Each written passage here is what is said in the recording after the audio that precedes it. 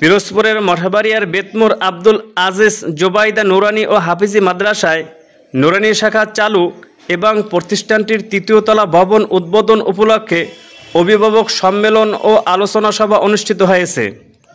শনিবার সকালে মাদ্রাসা মিলনায়তনে এ অভিভাবক সম্মেলন ও আলোচনা সভা অনুষ্ঠিত হয়।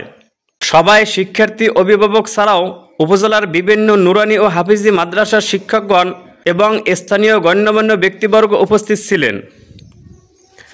এ সময় প্রধান অতিথির বক্তব্য রাখেন মঠবাড়িয়া থানার অফিসার ইনচার্জ আবদুল্লাহ আল মামুন। এছাড়াও উপজেলার বিভিন্ন নুরানি ও হাফিজি মাদ্রাসার শিক্ষকগণ বক্তব্য রাখেন।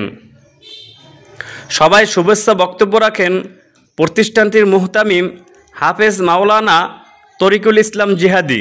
অপরদিকে সৌদি আরব থেকে ভার্চুয়ালি বক্তব্য রাখেন প্রতিষ্ঠানটির প্রতিষ্ঠাতা আলহাজ মোহাম্মদ নুরুল ইসলাম।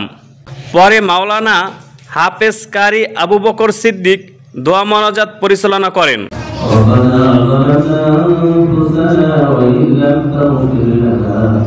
وترحمنا لنكونن من الخاسرين.